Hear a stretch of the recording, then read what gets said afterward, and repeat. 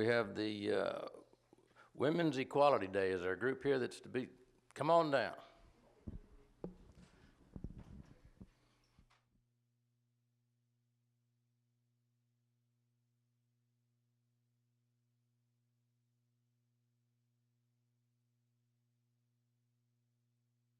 Good morning, how are you? Well, thank you. Good to see you. Hi, how are you? Nice to see you. Good morning. Hello. This is a pretty powerful looking group here. Good morning. Uh-oh. Yes. All right. Well, Elizabeth asked me if I wanted to do this or have somebody do it, and I said, well, I'd like to do this. And the reason is, on a personal note, many of you know when I was a young person, 9 years old, my father passed away, and so I was raised by my mother, and so I got to see, and that was a few years ago, before women's lib and all this equality stuff, and she was a tough lady, and she went from teaching elementary school into the moving business overnight. And so I got to see her in action in terms of her character and the trials and tribulation that she faced back in those days, being a woman in a man's world. And so I'm glad we're getting this and the importance and the role that ladies and women play. So I'm honored to do this. Carrie Chapman Catt founded the League of Women Voters 98 years ago in 1920 during the convention of the National American Women's Suffrage Association. The convention was held just 6 months before the 19th Amendment to the U.S. Constitution was ratified, giving women the right to vote after a 72-year struggle. The League was then and is now a nonpartisan organization. From the beginning, the League of Women Voters has been an activist, grassroots, and nonpartisan organization whose leaders believe that citizens should actively participate in the governance, advocacy, and voting, and the goals of the League of Women Voters are to empower citizens to shape better communities worldwide, show respect for individuals and the value of diversity, and empower others to understand and make democracy work. For 73 years, the League of Women Voters, Corpus Christi, has built citizen participation in the democratic process by engaging communities, promoting positive solutions to public policy issues through education, advocacy, and studying community and state issues. Now, therefore, pursuant to the powers vested in me as the Mayor of Corpus Christi, I do hereby proclaim August the 26th, Women's Equality Day in honor of the League of Women Voters of Corpus Christi and the 98th anniversary of women's rights to vote in Corpus Christi, and call upon the citizens to observe the anniversary with appropriate programs, ceremonies, and activities to honor women's history with their extraordinary contributions and accomplishments. So we appreciate that, and who's the spokesman for the group? All right. Thank you, Mr. Mayor and Council. I'm Chris Davis Garcia, this year's president of the League, and it's just a pleasure to be here and to receive this proclamation. The League has a very busy schedule in the coming 10 weeks or so, registering voters, encouraging them to vote, handling 2 candidate forums for all of our candidates, and also looking ahead to publishing our voters' guides, both online and in print. And so we just encourage the community to not only defend democracy, but to engage all voters and all the rights that we have and the privilege of voting. So we're busy for the next few weeks, and we want to thank you for allowing us to speak today. Well, thank you. Let's give them a hand for their work, and we'll get a picture up here.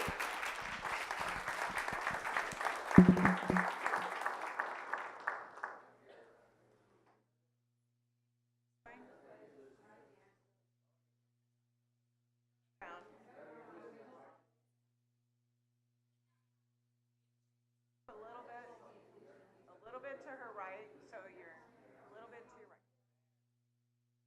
Okay, squeeze in there, ladies. Perfect. Okay, ready? 1, 2, 3.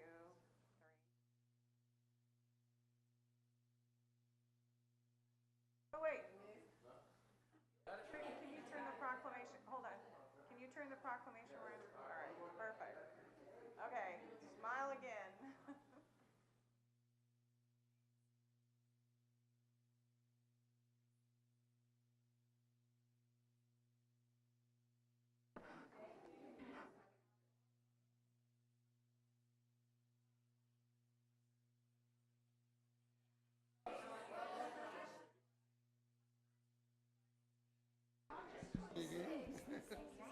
ma'am. Great to see you. Okay, take care.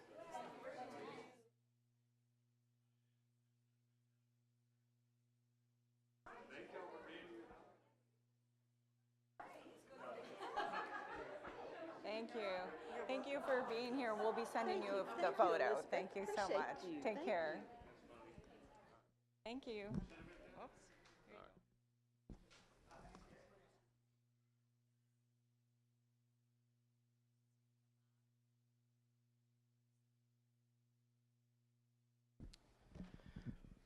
Okay.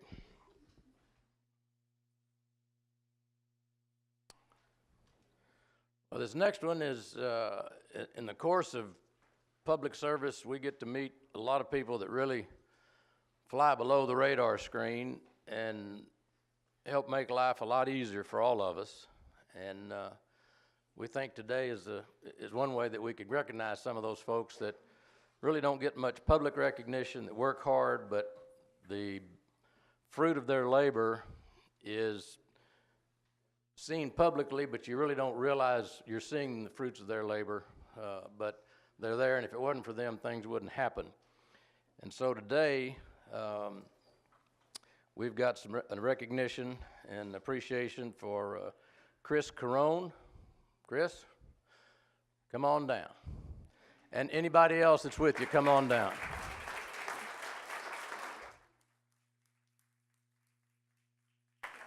Chris is retiring from Texas Department of Transportation, and we just wanted to say publicly to him and his 2 or 3 people that made him successful.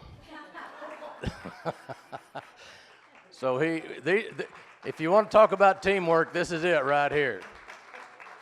This is a surprise. I didn't know that. Now, he's a truthful man. He said this is a surprise, so I don't know after retirement whether he's wavering from the truthfulness or not on that. But come on down. And I don't think many people really don't realize the impact that TxDOT has on everything we do in Corpus Christi. And so y'all come on down. And I've got this recognition and appreciation. But before we do this, and while he's still here, is there anything or any more money we need out of TxDOT before he retires? There is? Well, get him here and we'll get him signed before he retires. Is that a deal? All right. But when you see when we think of TxDOT, we think of I-37 and we think of the bridge and all of this sort of thing. But, you know, Staples and Saratoga and some of the streets that we just drive on every day, those are TxDOT operated and maintained, and so we appreciate all they've done. Chris Caron began his career with Texas Department of Transportation in 1984 as a summer hire in the Corpus Christi District's Alice area office. After earning a Bachelor of Mathematics degree from Southwestern University in 1987 and a Bachelor of Science degree in Civil Engineering from Texas A&M University in 1989, I didn't hear any whoops. Whoop. No, okay. He joined the department in fall of 1990 in Karnes City area office. After earning his professional engineering license in 1995, he was selected as assistant area engineer for the George West area office and then named area engineer for the Alice office in 1997. In March 2011, he accepted the position of Beaumont area engineer, then as deputy director engineer for the city of Corpus Christi District from 2012 to 2015, before serving as Yoakum district engineer from May to September of 2015. The culmination of Chris's lengthy TxDOT career has been his service as district engineer of the city of Corpus Christi since September 2015. The district comprises 10 South Texas counties, including Aransas, Bee, Goliad, Jim Wells, Karnes, Clayburgh, Live Oak, Nueces, Refugio, and San Patricio. He's put a lot of miles on his vehicle over the years.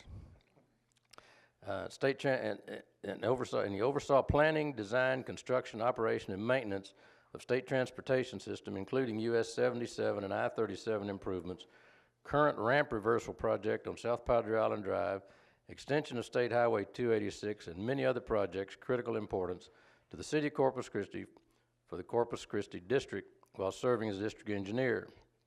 Most recently, he was instrumental in launching a start of the $800 million Harbor Bridge Design Build project, constructing the largest cable stay bridge in the United States and Canada.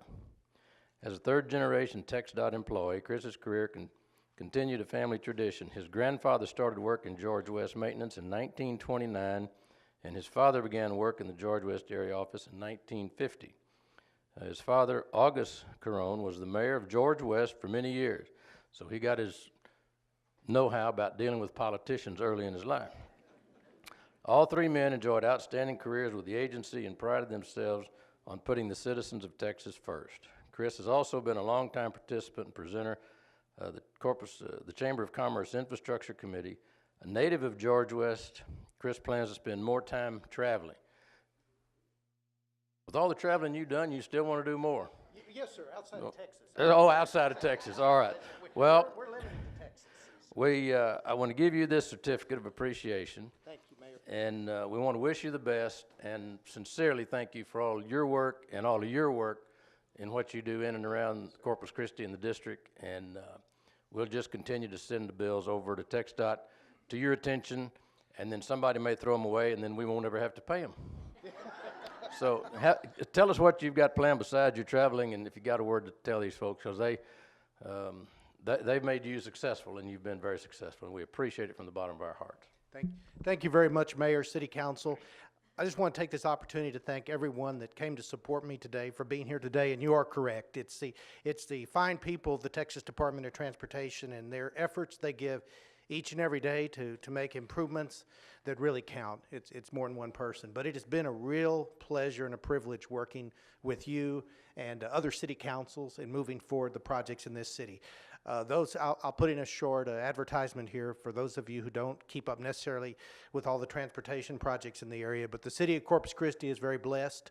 The Department of Transportation, in conjunction with the city, has numerous projects planned, more than we've ever had in our history, for infrastructure improvement throughout the city and our metropolitan planning areas. So there's many good things that are going to happen, and I'm so honored that everyone came here today to support me.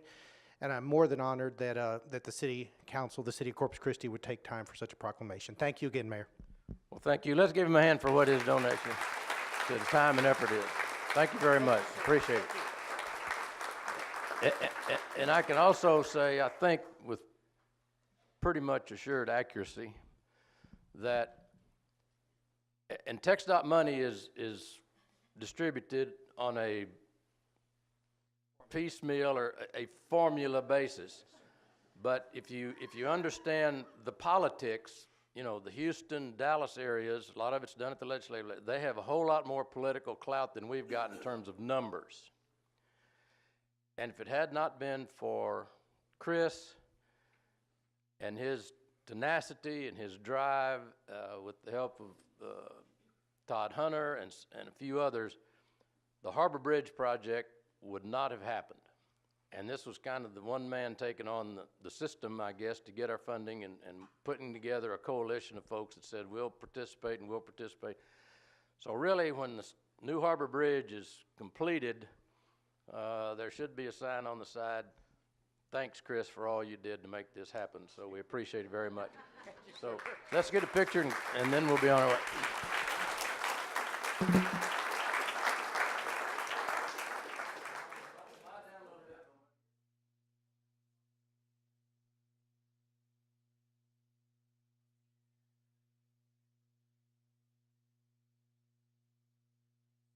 Can we get the taller people in the back and height challenged in the front? Yeah. Oh, good, we got Chris out front. Okay, get Chris out front with it the right way. Hey, I got Lucy. Everybody smiling?